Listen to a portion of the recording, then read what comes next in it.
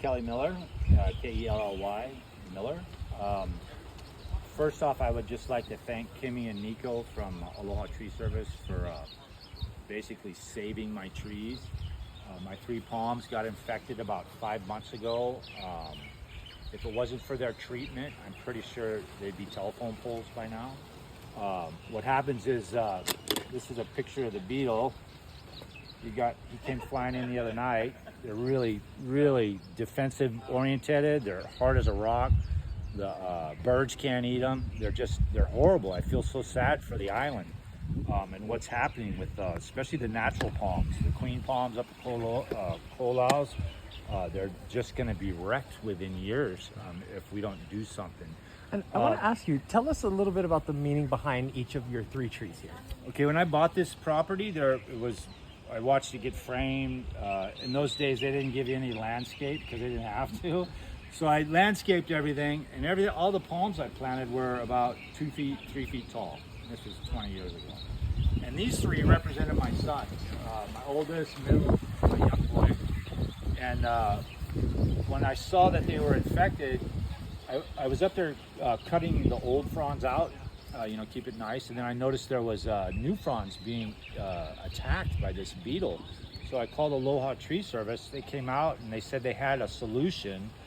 So stemically, they feed the ground in the tree with oils, different kinds of oils.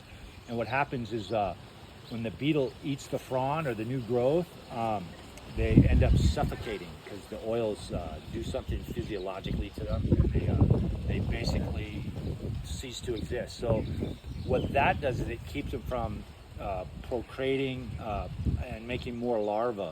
At the base of this tree right here, when I first got into it, there's a bunch of compost, so I dug the compost up and I found a handful of larvae, and they're big as your thumb.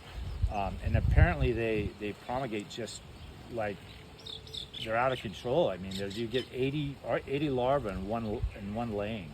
So one beetle will just turn into 80, and then it just the golf course is infected. And so what I think is happening is that I'm getting wild beetles coming into my trees.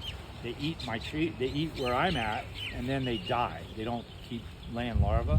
And I know these guys aren't from my trees because they're still alive, and I had them in this bucket for a week. And they're just indestructible. And then, so bottom line is, because of Nico and Kimmy, I think these trees are saved. You can tell they've been attacked again and again, but the new growth keeps coming back. So they also feed them when they treat them. So they feed them with good nitrogen fertilizer. I have 8 palms that were treated, and all of them are healthy. They're vibrant. I had my Australian foxtails attacked, and they got through one frond and then they stopped. So apparently they died, or they decided they'd go somewhere else. I want to ask you too, when was the timeline? How long ago did you first find the first beetle? Okay, this was in December. When I was up there clearing them out, I actually saw a beetle up in there. He went back into the tree. I Googled, the beetle, what we can do about it, and I came with ALOHA Tree Service. And they came out and they explained to me there was a cat on the Kunia had a coconut farm. Had 500 coconut trees, 250 of them done. But by the time they got to the 250th, he had figured out a formula that they stemically treat the tree with that seems to work. I mean, my testimony is that if I hadn't had these trees treated, they'd be telephone poles by now. They've been attacked several times since then. Like I said, I think the golf course, they're coming over from the golf course. And it's just a matter of the new growth outpacing the attack. So I'm confident that eventually they're going to survive and get back to where they were before they were attacked. And these trees are special to me because they represent my sons, and I don't want to cut them down. So we're trying to do the best we can to save them. Also, I see your community association there. I hope they're not giving me a ticket or anything. No, you guys are. Okay. Last question for you. Obviously these trees are very special for you. How did you feel when you first saw your trees were under attack?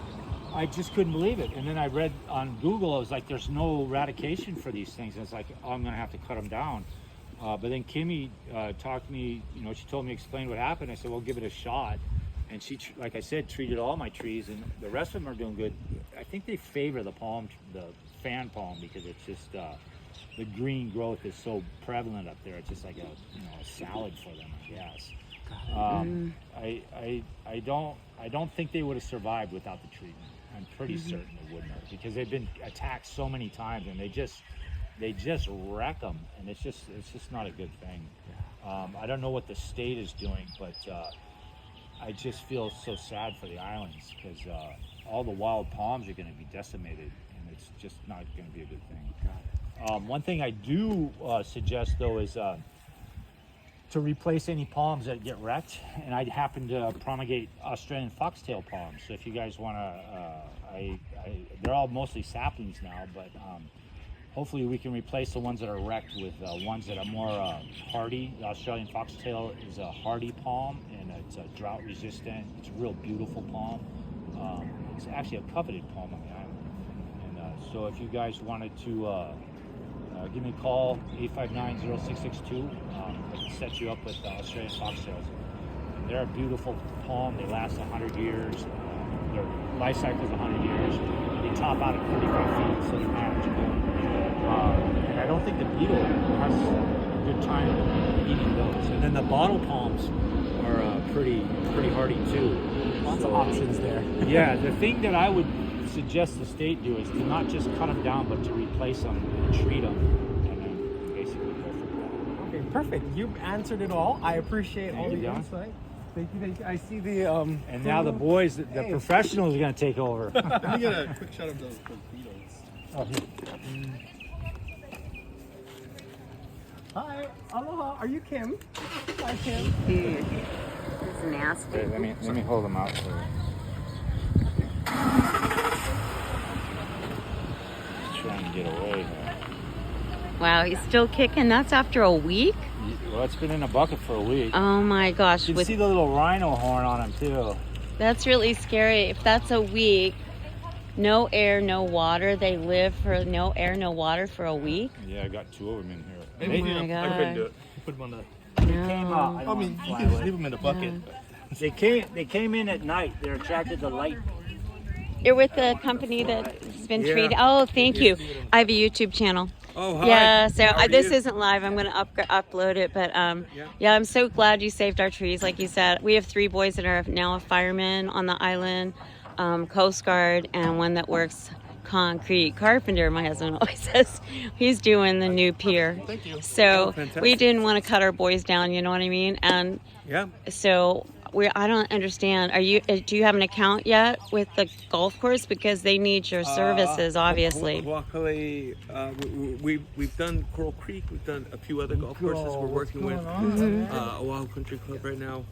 Oh, we can definitely make a recommendation over there for you guys with, the Hawaii Prince Golf Course there, because they really should do it as preventative medicine, because if all the neighbors start getting really mad because the golf course doesn't treat.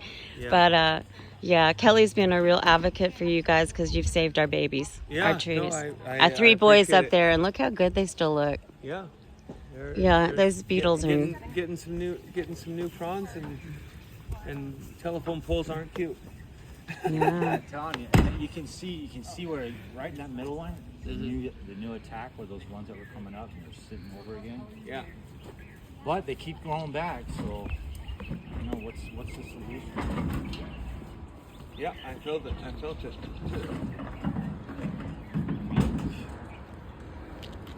Out in the wild, it just must be horrible.